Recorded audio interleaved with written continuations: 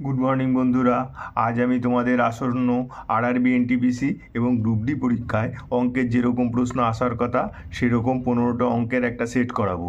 চলো শুরু করি। প্রথম অঙ্ক, মান নির্ণয় করো। 1 square plus 3 square plus 5 square plus dot dot 19 square এর মান নির্ণয় করতে বলেছে। তাহলে আমার কিসের মান নির্ণয় করতে বলেছে? দেখো, 1 square plus 3 square plus 5 square plus dot dot plus 19 square. তার মানে হচ্ছে এক থেকে বিজোড় সংখ্যাগুলোর বর্গের সমষ্টি। ঠিক আছে, তো এটা কিভাবে করব? না, এটা করব প্রথমে হচ্ছে 1 square plus 2 square plus 3 square plus dot dot 19 square. 1 থেকে 19 পর্যন্ত সকল সংখ্যাগুলোর সমষ্টি বার করলাম, তার থেকে জোড় সংখ্যাগুলোর সমষ্টি বাদ দিয়ে দেবো। মানে 2 square plus 4 square plus 6 square plus dot dot 18 square. তাই তো? তাহলেই আমাদের 1 3 5 7 এই স্কোয়ারের যোগফলটা পেয়ে যাব। 1 থেকে 19 পর্যন্ত সকল সংখ্যাগুলির বর্গের সমষ্টির ফর্মুলা কি? না, n into n+1 into 2n+1/6। আর এখানে দেখো, একটা 2 স্কোয়ার কমন নিলে থাকবে 1 square plus 2 square plus 3 square dot dot 9 square. তাহলে এবার এখানে প্রথম 1 থেকে 19 পর্যন্ত সব সংখ্যা আছে, তাহলে এন এর মান এখানে 19, তাহলে বসিয়ে দিই। তাহলে এন যদি 19 হয়, 19 ইন্টু 19+1 20 ইন্টু 19 দুগুণে 38 প্লাস 1 মানে 39/6। আর এখানে 2 স্কোয়ার কমন থাকলো। এখানে 1 থেকে 9 পর্যন্ত সব সংখ্যাগুলোর বর্গের সমষ্টি, তাহলে এখানে এন কত? এখানে এন 9, তাহলে এখানে মান বসিয়ে দিই। 9 9 + 1 10 আর 9 দুগুণে 18 1 19/6। তাহলে এখানে মান কত হচ্ছে? 10 দুগুণে 20, 3 3 তেরো 39। তাহলে এটা হচ্ছে 2470। আর এটা হচ্ছে 3 3 9, 3 দুগুণে 6 5, 3 5 15, 4 15 60, 60 6 19 114, মানে এটা। তাহলে বিয়োগ করলে হচ্ছে 1330। তাহলে উত্তর এ।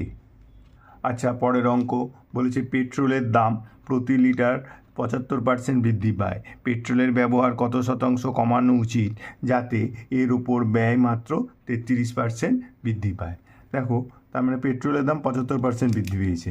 তাহলে আমরা ধরি যে 100 টাকায় 100 লিটার পেট্রোল পাওয়া যেত। এখন পেট্রোলের দাম 75% বৃদ্ধি পেয়েছে, তার মানে 100 টাকাটা বেড়ে হয়েছে 175 টাকা। তাহলে 175 টাকায় পাওয়া যাচ্ছে 100 লিটার পেট্রোল। কিন্তু বলেছে যে খরচ মাত্র 33% বৃদ্ধি পাবে। তাহলে খরচ যদি 33% বৃদ্ধি পায়, তাহলে এখন আগে 100 টাকা খরচ হলে এখন খরচ হবে কত? এখন খরচ হবে 133 টাকা। তাহলে এখন 175 টাকায় পাওয়া যাচ্ছে 100 লিটার পেট্রোল। তাহলে 133 টাকায় পাওয়া যাবে 100/175 ইন্টু 133 এত লিটার। তাহলে এটা ক্যালকুলেশন করি। 4 25 100, 7 25 175, 7 দেখাচ্ছে 7 1 7, 7 9 63। তাহলে 4 19 76। তাহলে এখন 76 লিটার পেট্রোল। তাহলে এখন তাকে 76 লিটার পেট্রোল ব্যবহার করতে হবে। উত্তর সি। আচ্ছা, পরের অঙ্ক বলেছে কোন বৃহত্তম সংখ্যা দিয়ে 3026 এবং 5053কে ভাগ করলে যথাক্রমে 11 এবং 13 ভাগশেষ থাকবে। তার মানে কি? না, 3026কে যদি ভাগ করি, তাহলে বৃহত্তম সংখ্যা দিয়ে 3026কে যদি ভাগ করি তাহলে 11 ভাগশেষ থাকবে। আর 5053কে যদি ভাগ করি তাহলে ভাগশেষ থাকবে 13। এই দুটো ভাগশেষকে আমরা বিয়োগ করে দেবো। বিয়োগ করলে কী হবে? না, এটা 5, এটা 1, 3015। এটা বিয়োগ করলে হবে 0 4 0 5, 5040। তার মানে ওই বৃহত্তম সংখ্যাটা 3015 এবং 5040 এই দুটোকে ভাগ যাবে। তাহলে এই দুটোর এবার গসাগু করব। গসাগু করি, তো এটা প্রথমে 5 দিয়ে ভাগ যাবে। তাহলে 5 দিয়ে দিলাম, 5 6 30, 3 5 15, 5 10 50, 0 5 8 40। এইবার 3 দিয়ে যাবে, 3 দিয়ে ভাগ দিলে 3 দুগুণে 6, 0 3 1 3। এটা যাবে 3 3 9, 0 3 3 9, 3 6 18। আবার দেখো 3 দিয়ে যাবে, 3 দিয়ে 3 6 18, 3 7 21, 3 1 3, 3 1 3, 3 দুগুণে 6। তাহলে 8 যাবে না, তাহলে গসাগু কত হলো? 3 5 15, 3 15 45, তাহলে বৃহত্তম সংখ্যাটা হচ্ছে 45, উত্তর সি। আচ্ছা, পরের অঙ্ক বলেছে 24,000 কর্মী নিয়ে শুরু হওয়া এই কোম্পানিটি প্রথম, দ্বিতীয় এবং তৃতীয় বছরের শেষে যথাক্রমে 5%, 10% এবং 20% কর্মী বৃদ্ধি করে। চতুর্থ বছরে কর্মী সংখ্যা ছিল। তাহলে দেখো এই অঙ্কগুলো কিভাবে করব। এই অঙ্কগুলো হচ্ছে 24,000 কর্মী নিয়ে শুরু হয়েছে, হয়ে প্রথম বছরে 5% বৃদ্ধি হয়েছে, 1/5 1 + 5/100 টু দি পাওয়ার 1 বছরই এটা বৃদ্ধি হয়েছে। তারপরে দ্বিতীয় বছর বৃদ্ধি হয়েছে 10%, তাহলে 1 + 10/100 টু দি পাওয়ার 1, এটাও 1 বছর ছিল। আর তৃতীয় বছর বৃদ্ধি হয়েছে 20%, 1 + 20/100 টু দি পাওয়ার 1, তাহলে হলো 24,000 ইন্টু 5 20 100, তাহলে 21/20, 11/10, আর 5 20 100, তার মানে 5 থেকে 6/5। এবার দেখো দুটো শূন্য কেটে গেল, আর 5 দুগুণে 10, তাহলে আরেকটা শূন্য কেটে গেল, তাহলে 24 গুণ 21 গুণ 11 গুণ 6, এটা হচ্ছে 33,264। তাহলে চতুর্থ বছরে কর্মী সংখ্যা 33,264, উত্তর ডি। আচ্ছা, পরের অঙ্ক বলেছে একজন লোক 8টি আপেল 34 টাকায় কিনে 12টি আপেল 57 টাকায় বিক্রি করলো। 45 টাকা নিট লাভের জন্য কত আপেল বিক্রি করতে হবে? তাহলে দেখো 8টি আপেল কিনেছে 34 টাকায়, তাহলে একটি আপেলের ক্রয় মূল্য 34/8 টাকা, আর 12টি আপেল কিনেছে 57 টাকায়, তাহলে একটা আপেলের বিক্রয় মূল্য 57/12। তাহলে তার লাভ যদি হয়, তাহলে বিক্রয় মূল্য মাইনাস ক্রয় মূল্য, তাহলে একটা আপেলে তার কত লাভ হচ্ছে?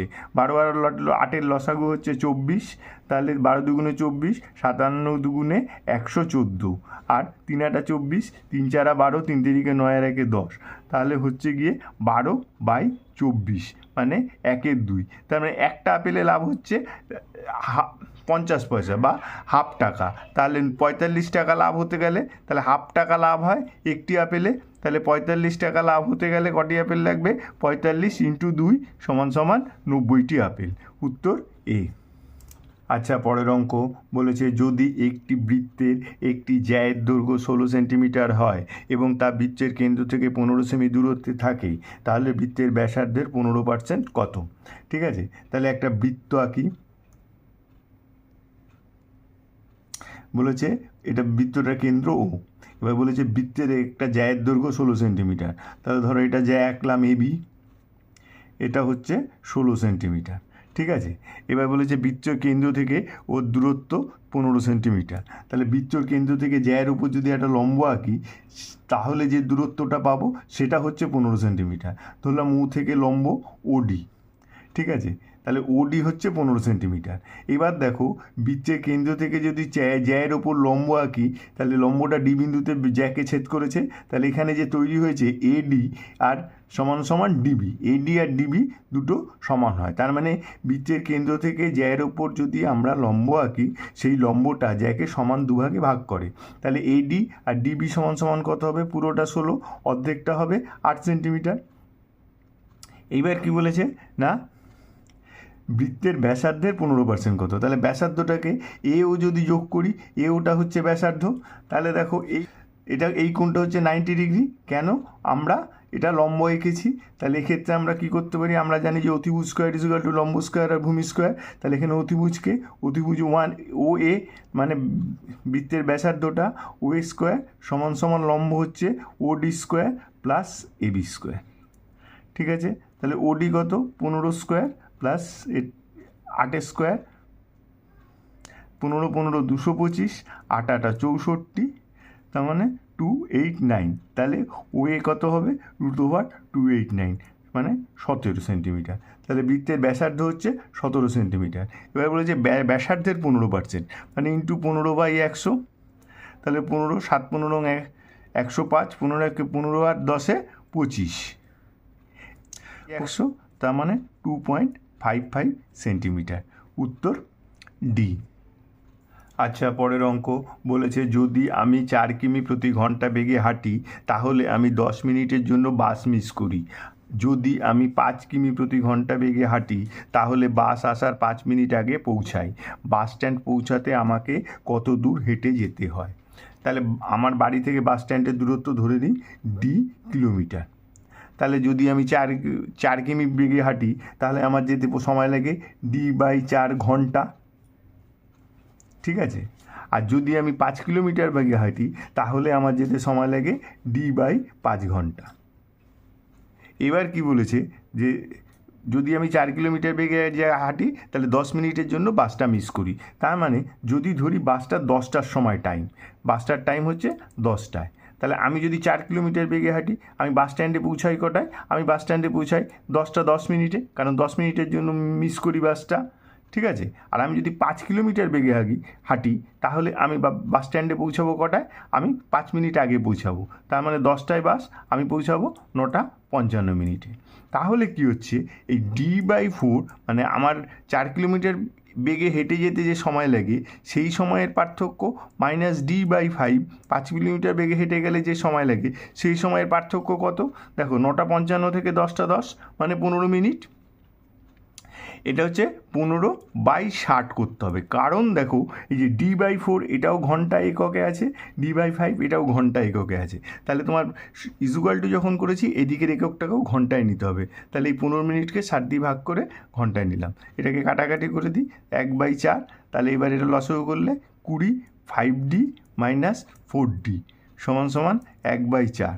তাহলে D/20 সমান 1/4, 4×5 = 20, তাহলে D সমান 5। তাহলে বাড়ি থেকে বাস স্ট্যান্ডের দূরত্ব 5 কিলোমিটার, উত্তর সি। আচ্ছা, পরের অঙ্ক বলেছে দুটি সংখ্যার লসাগু 2376 এবং তাদের গসাগু 33। যদি সংখ্যা দুটির একটি 297 হয় তাহলে অন্য সংখ্যাটি কত? তাহলে এটার আমরা একটা ফর্মুলা আছে, জানি কি ফর্মুলা? না, প্রথম সংখ্যা ইন্টু দ্বিতীয় সংখ্যা সমান লসাগু ইন্টু গসাগু, ঠিক আছে। তাহলে আমরা প্রথম সংখ্যাটা ধরে নিচ্ছি, দুটি সংখ্যার একটি 297, তাহলে 297, আর দ্বিতীয় সংখ্যাটা ধরে নিই এক্স। তাহলে লসাগু কত বলেছে? লসাগু বলেছে 2376 আর গসাগু বলেছে 33। তাহলে প্রথম একটি সংখ্যা যেটা দেওয়া নেই এক্স সমান 2376 গুণ 33/297। 9 দিয়ে কাটলে 297, এটা 9 দিয়ে কাটলে 9 × 18, 6 নং 54, 4 নং 34, 264। তাহলে উত্তর বি। আচ্ছা, পরের অঙ্ক বলেছে একজন মানুষ নদীর স্রোতের অনুকূলে নির্দিষ্ট দূরত্ব অতিক্রম করতে 9 ঘন্টা সময় নেয়, যেখানে স্রোতের প্রতিকূলে একই দূরত্ব অতিক্রম করতে 18 ঘন্টা সময় লাগে। স্থির জলে একই দূরত্বের 3/5 দূরত্ব অতিক্রম করতে তার কত ঘন্টা সময় লাগবে? ঠিক আছে, তাহলে আমি ধরে নিই দূরত্বটা হচ্ছে ডি কিলোমিটার, ঠিক আছে। আর স্থির জলে নৌকার বেগ সমান x কিলোমিটার প্রতি ঘন্টা, আর স্রোতের বেগ ধরে নিলাম y কিলোমিটার প্রতি ঘন্টা, ঠিক আছে। এইবার তাহলে দেখো স্রোতের অনুকূলে নৌকার বেগ হবে x + y, আর স্রোতের প্রতিকূলে নৌকার বেগ হবে x - y। তাহলে স্রোতের অনুকূলে ডি কিলোমিটার যেতে তার কত সময় লাগবে? না, আমরা জানি টাইম = ডিস্টেন্স বাই স্পিড। তাহলে এখানে স্রোতের অনুকূলে ডিস্টেন্স ডি আর স্পিড হচ্ছে x + y, স্রোতের অনুকূলের বেগ, তাহলে সময় লাগছে 9 ঘন্টা। তাহলে এখান থেকে আমরা কি পাচ্ছি? ডি সমান 9 × x + y। আরেকটা হচ্ছে স্রোতের প্রতিকূলে এই ডি কিলোমিটার যেতেই তার সময় লাগছে 18 ঘন্টা। তাহলে দূরত্ব ডি কিলোমিটার আর স্রোতের প্রতিকূলে নৌকার গতিবেগ x - y কিলোমিটার, তাহলে এটাই লাগছে 18 ঘন্টা। এখান থেকে আমরা পাচ্ছি ডি সমান 18 × x - y। তাহলে এই ডি এর মান সমান, তাহলে এই দুটো সমান, এই দুটোকে সমান করলে 9x + 9y সমান 18x - 18y, ঠিক আছে, তাহলে এই 18x এদিকে আসলে 9x মাইনাস 18x মানে মাইনাস 9x, আর মাইনাস 18y মাইনাস 9y মানে মাইনাস 27y। তাহলে মাইনাস মাইনাস কেটে গেল, তাহলে x/y সমান সমান 27/9 সমান সমান 3/1। তাহলে এক্স মানে আমি কি ধরেছিলাম, এক্স মানে ধরেছিলাম হচ্ছে স্থির জলে নৌকার বেগ। তাহলে স্থির জলে নৌকার বেগ যদি 3 কিলোমিটার হয়, স্রোতের বেগ হবে 1 কিলোমিটার। তাতে স্রোতের অনুকূলে নৌকার বেগ কত হবে না 3 + 1 সমান সমান 4 কিলোমিটার। তাহলে স্রোতের অনুকূলে 9 ঘন্টায় তাহলে কত পথ যাবে, 9 × 4 মানে 4 9 36 কিলোমিটার পথ। তাহলে দূরত্বটা হচ্ছে 36 কিলোমিটার। এইবার কি বলেছে, এই দূরত্বেরই 3/5 মানে এই দূরত্বের 3/5 মানে 36 × 3/5, এটা হচ্ছে দূরত্ব। এই দূরত্ব যেতে স্থির জলে নৌকাটির কত সময় লাগবে, স্থির জলে নৌকার বেগ এখানে কত বেরিয়েছিল 3 কিলোমিটার, তাহলে তার সময় লাগবে ডিস্টেন্স বাই টাইম। ডিস্টেন্স হচ্ছে এটা, বাই টাইম মানে হচ্ছে এই ডিস্টেন্স বাই স্পিড। তাহলে ডিস্টেন্স হচ্ছে এইটা আর স্পিড হচ্ছে 3 কিলোমিটার। তাহলে ডিস্টেন্স বাই স্পিড করে দিলাম, তাহলে এত ঘন্টা সময় লাগবে। 3 3 কেটে গেল, 36/5, 5 7 35, 1 36, 5 2 10 মানে 7.2 ঘন্টা। উত্তর বি। আচ্ছা, পরের অঙ্ক বলেছে একজন দোকানদার পরপর 10% এবং 20% ছাড়ে একটি জিনিস বিক্রি করে 44% লাভ করে।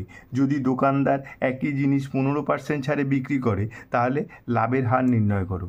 তাহলে ধরি জিনিসটার বিক্রয় মূল্য 100 টাকা। এবার দেখো, প্রথমে 10% পরে 20% ছাড় দিয়েছে।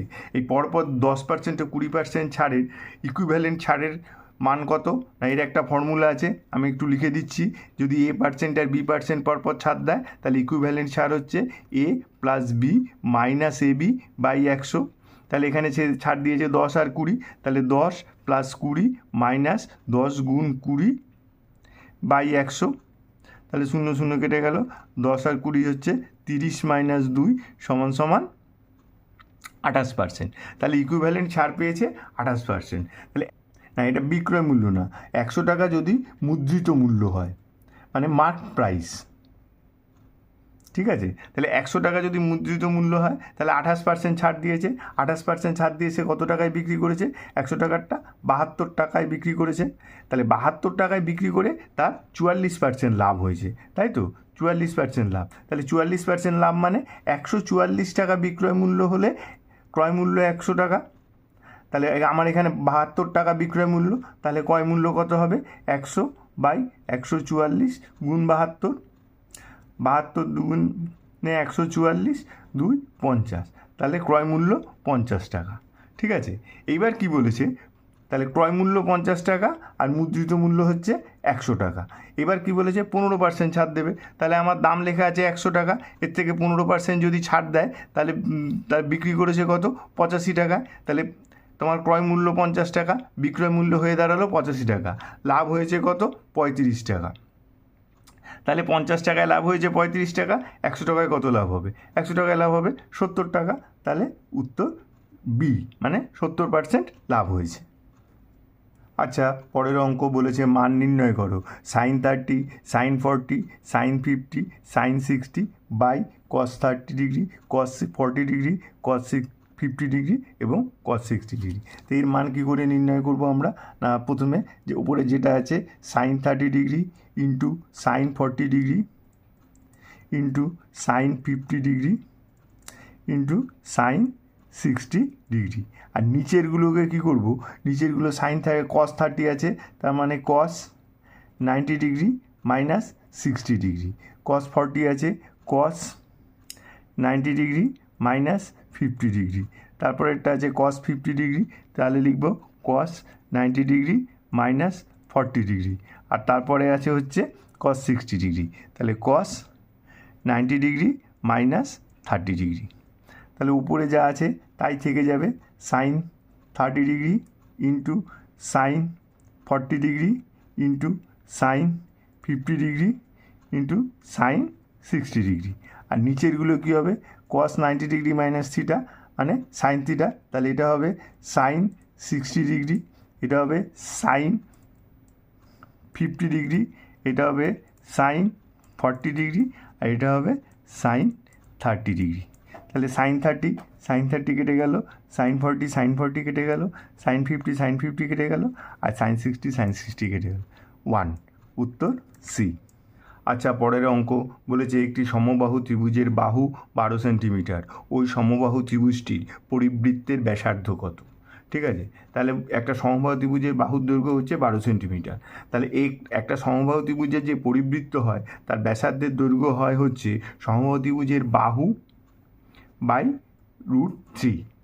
ঠিক আছে, তাহলে ওই পরিবৃত্তটির ব্যাসার্ধ কত হবে? তাহলে সমবাহু ত্রিভুজের বাহু হচ্ছে 12 বাই √3। তাহলে 12 আমরা জানি করণীয় নিরসন করতে গেলে কি করতে হবে না, এটাকে √3 দিয়ে গুণ করতে হবে।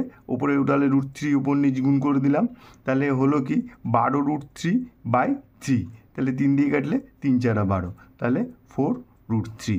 তাহলে পরিবৃত্তের ব্যাসার্ধ হচ্ছে 4 √3 সেন্টিমিটার। উত্তর বি। আচ্ছা, পরের অঙ্ক বলেছে যে ঘনকের আয়তন 6 সেমি, 8 সেমি এবং 10 সেমি বাহু বিশিষ্ট ঘনকগুলির আয়তনের সমষ্টির সমান, তার বাহুর দৈর্ঘ্য কত? তাহলে দেখো বলেছে কি 6 সেমি বাহু বিশিষ্ট ঘনকের আয়তন কত হবে না 6 কিউব, মানে হচ্ছে 216 সেন্টিমিটার কিউব। 8 সেমি বাহু বিশিষ্ট ঘনকের আয়তন কত হবে 8 কিউব, তাহলে 8 কিউব মানে হচ্ছে 512 সেন্টিমিটার কিউব। আর 10 সেমি বাহু বিশিষ্ট ঘনকটির আয়তন কত হবে 10 কিউব, 10 কিউব মানে 1000 সেন্টিমিটার কিউব। তাহলে তিনটি ঘনকের মোট আয়তন কত হবে হচ্ছে 6 আর 2 8, 1 1 2, 5 2 7 আর 1 1728 সেন্টিমিটার কিউব। তাহলে যেই ঘনকটার আয়তন 1728 সেন্টিমিটার কিউব, তার বাহুর দৈর্ঘ্য কত হবে? তাহলে এটাকে কিউব রুট করতে হবে। এটার কিউব রুট কত হবে? এটার কিউব রুট হবে হচ্ছে 12 সেন্টিমিটার। তাহলে হচ্ছে ঘনকটির বাহুর দৈর্ঘ্য হবে 12 সেন্টিমিটার। উত্তর ডি। আচ্ছা, পরের অঙ্ক একটি শহরের বর্তমান জনসংখ্যা 1,80,000 এবং প্রতি বছরে 25% হারে বৃদ্ধি পাচ্ছে, যার 3 বছর আগের এবং 2 বছর আগের জনসংখ্যার মধ্যে পার্থক্য কত ছিল? আচ্ছা, ধরি 3 বছর আগে জনসংখ্যা ছিল x জন। তাহলে x জন যদি 3 বছর আগে জনসংখ্যা হয় 25% হারে বৃদ্ধি পেয়েছে, তাহলে 1 + 25/100⁵ এটাই বেড়ে হয়েছে 1,80,000। ঠিক আছে, তাহলে x সমান কত এটা আমরা এখান থেকে বার করে নিই। তাহলে 25 × 1 = 25, 4 × 25 = 100, তাহলে x গুণ 4 × 1 = 4 আর 1 = 5 × 4 ³ সমান 1,80,000। তাহলে x সমান কত হবে 1,80,000 ইন্টু 3টে 4, কারণ 4-এর কিউব আছে, নিচে 3টে 5। এবার 5 দিয়ে কাটি, 3 × 5 = 15, 16 × 17 = 18, 5 × 6 = 30, 1 2 3টে 0 বসে গেল। আবার 5 দিয়ে কাটবো, 5 × 7 = 35, 5 × 2 = 10, একটা 2টো 0 বসে গেল। আবার 5 দিয়ে কাটবো, 5 × 1 = 5, 6 × 7, 4 × 5 = 20, 4 × 5 = 20, 0। তাহলে লোক সংখ্যা কত হচ্ছে 1440 × 4 × 4 × 4। তাহলে লোক সংখ্যা হচ্ছে 92,160 জন। তাহলে এটা হচ্ছে 3 বছর আগের লোক সংখ্যা। এবার 2 বছর আগের লোক সংখ্যা ধরি y জন। তাহলে y জন যদি 2 বছর পরে কত হবে না 1 + 25/100⁵ এটাই হবে 1,80,000 জন।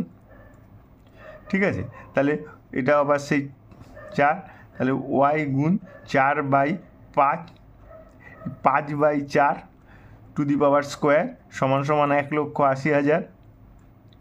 তাহলে y সমান 1,80,000 গুণ 4 গুণ 4/5 গুণ 5। তাহলে 5 × 5 = 25, একসঙ্গে কেটে দিই, 5 দিয়ে 25 দিয়ে কাটলে 7 × 25 = 175, 5 × 25 = 50, 7,200। তাহলে 7,200 গুণ 4 গুণ 4, তাহলে এটার মান হচ্ছে 1,15,200 এতজন। তাহলে 2 বছর আগে লোক সংখ্যা ছিল 1,15,200 জন, আর 3 বছর আগে লোক সংখ্যা ছিল 92,160 জন। তাহলে লোক সংখ্যার পার্থক্য এটা থেকে বাদ দিয়ে দিই, 92,160। তাহলে 0 4 0, 3 2 23,040 জন। উত্তর বি। আচ্ছা, পরের অঙ্ক বলেছে যদি a square plus B square plus C square minus 1024 by A B minus BC minus C এ সমান সমান -2 এবং এ প্লাস বি সমান সমান 5c হয়, যেখানে সি গ্রেটার দ্যান 0 হয়, তাহলে সি এর মান কত হবে? ঠিক আছে, তাহলে এখানে সি এর মান বার করতে বলেছে। দেওয়া আছে কি, A square plus B square plus C square minus 1024 by A B minus BC minus C এ সমান সমান -2। তাহলে এটা যদি এদিকে নিয়ে গুণ করে দিই, তাহলে আমরা কি পাবো না, A square plus B square plus C square minus 1024 সমান সমান -2 A B minus 2 BC minus 2 C A, না -2 আছে, তাহলে এটা +2 বিসি +2 সিএ। ঠিক আছে, এইবার আমরা এই 2 এ বিটাকে বা পাশে নিয়ে আসবো। তাহলে কি হচ্ছে দেখো, square plus 2 A B plus B square plus C square minus 1024, আর এদিকে থাকছে দেখো 2 BC plus 2 A C A.